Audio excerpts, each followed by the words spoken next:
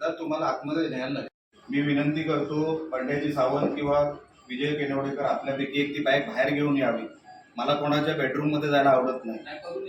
करा, चला मग, चला चला.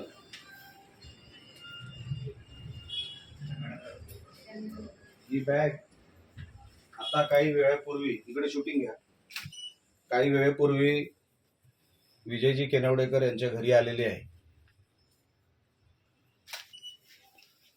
आणि विजयजी केनवडेकर कोण आणि कुठल्या पक्षाचं काम करतात हे मला काय वेगळं सांगायला नको. इकडे जर आपण बघाल इथे सन्मान्य रवी चव्हाण साहेबांचा फोटो देखील आहे. हे सन्मान्य रवींद्र चव्हाण साहेब आहेत. एवढंही आपण बघू शकाल. आता माझी जी काही इन्फॉर्मेशन आहे हे काही एवढेच पैसे नाही, अजून आहेत. पण मी सन्मान्य PI जगताप साहेबांनाही बोलवलेलं आहे, निवडणूक अधिकाऱ्यांनाही इकडे बोलवलेलं आहे. त्यांनी या विषयाचा आता ताबा घ्यावा आणि योग्य ती कारवाई करावी.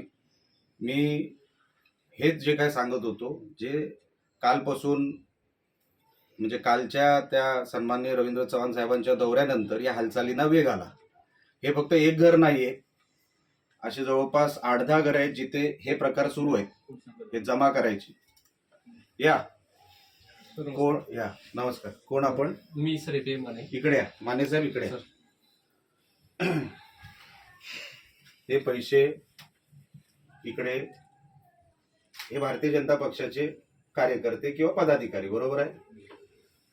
हे पैसे मी किती आहेत मी मोजले नाही, ते तुम्ही मोजा. माझा आरोप असा आहे की अजून पैसे आहेत ह्या घरामध्ये आणि हे फक्त एकच घर नाहीये, 8-10 घर आहेत जिथे सन्मान्य चव्हाण साहेब हे पैसे जमा करतायत मालवणमध्ये. तर त्यापैकी हे आहे. हे तर तुम्ही योग्य ती कारवाई करा. जगताप सर कुठे आहेत? सगळे पोस्ट आहेत ते आणि आरो साहेब पोस्ट. हा, मग त्यांना येऊ दे. मग मी त्यांना वेगळं कशाला पीठ करू? त्यांना येऊ दे. हे फक्त तुम्हाला, आम्ही काय हात नाही, तुम्ही बघा. अच्छा, यायच्या अगोदर ते आमचे बंड्या सावंत आहेत, त्यांनी ह्या बॅगला हात लावलेला आहे. त्यांनी इकडे काहीतरी गडबड करायचा प्रयत्न केला होता कुठेतरी, तर बॅगेला हात सन्मान्य बंड्या सावंत हे BJPचेच आहेत, त्यांनीच हात लावलेला आहे. आमचा आरोप असा आहे की ह्याच्यात अजून आहे भरपूर आणि मालवणमध्ये 8-10 घर आहे, त्याचा ताबा आपण घ्यावा.